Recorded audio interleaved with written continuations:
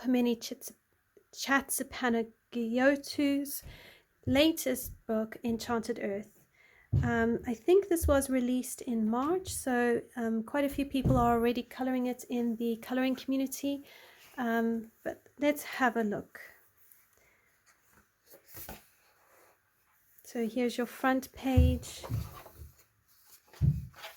and then you have a double page spread, giving credit to both the author and the person who colored the book.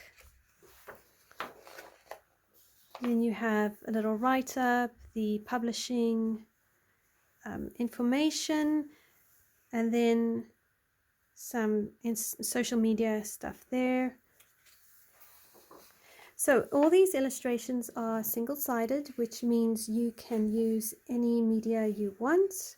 It is quite thin paper, so it might warp with a lot of water, so I'd be careful with the amount of water you use. As always, quite thick black lines, but I think it is okay given her style. It doesn't lend itself to realism.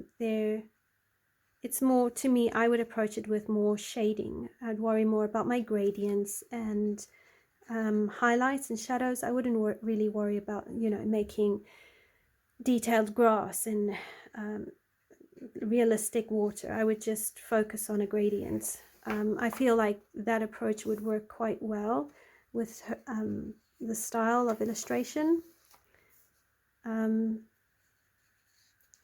But yeah, that's just my opinion on and how I want to try and approach it. But as you can see, they're really, really beautiful and detailed illustrations. In some ways, backgrounds are kind of done for you. So I don't think there needs to be necessarily a big concern over backgrounds. The pictures do take up quite a lot of space, and then you do have a bit of guidance as to how to kind of create your background. So yeah, I'm not sure yet on how I would approach a background. Probably a very simple background because the pages are so busy.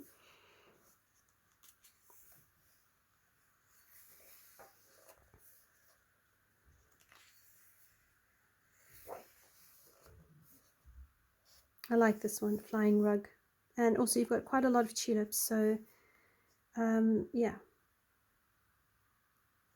What I would do is I would make these tulips here more detailed than the ones going back. The ones going back I would just kind of go probably darker, and then there would just be one color, and then here I'd just do shadings and have highlights in the center, because to do each of those accurate, they're too small. So and as far as I understand with painting, you have your foreground, your middle ground, and your background has less detail than your foreground. So the closer you get to your foreground, the more details you want. So I would consider that and think about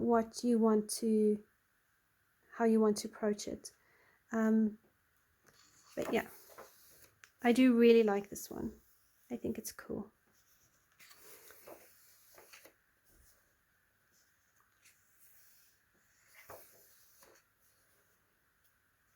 Another option, if you are doing the coloring checklist challenge for 2023 and into 2024, hosted by Color and Chat with Sammy. So this would be another option for you. Or any of these pages, and you could tick off color a very detailed page. Here you could divide the page in half, color one half, one color palette, and the other another color palette. This is a very clever illustration because it's one of those ones where you see one thing but you also see a different one. So if you stand back, you can actually see that these here actually create the eye of the wolf, and then here's the nose. So yeah, I like those sort of ones. It's quite fun.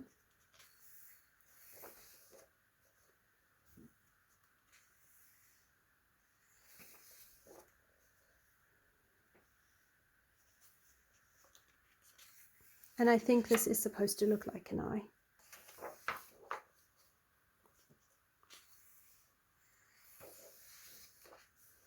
Now here, I don't really know what these things are.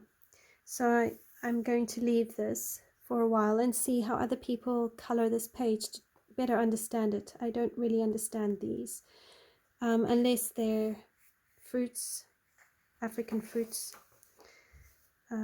So here's a good one for harvest or November, Thanksgiving. Again, with this, you could split it in half, color one side, one color palette, and the other a different color palettes.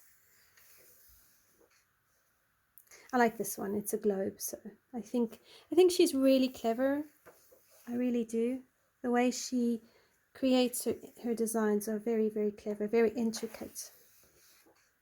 This one is an option for mermaid if you are participating in mermaid. Here's another one for the coloring checklist challenge with fungi.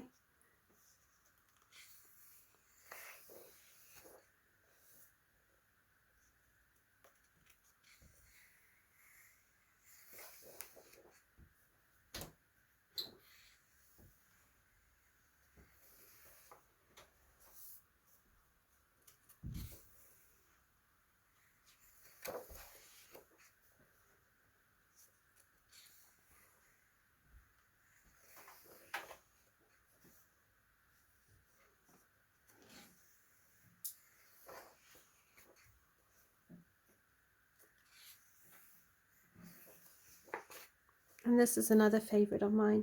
I like the locket concept. So you've got a picture within a picture, and then if they close, they make a nature locket. So I think that's really, really sweet and clever.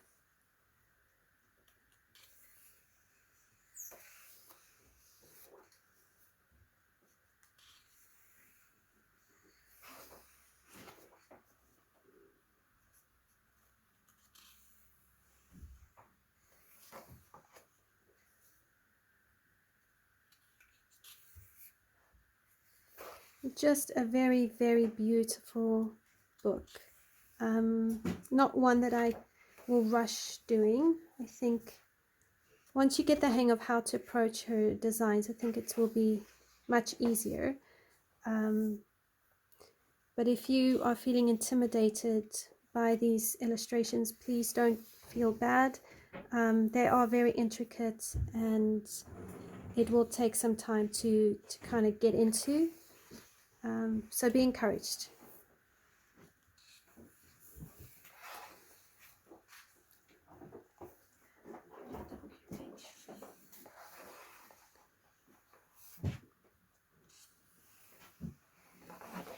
And that is the end of the book.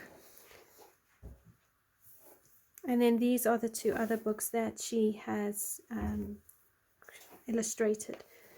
So there you go. That is a full flip through of Enchanted Earth by Melpomeni Chatzipanagioutou.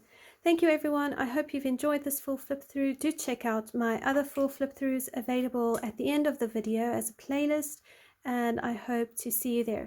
Until next time, everyone, take care.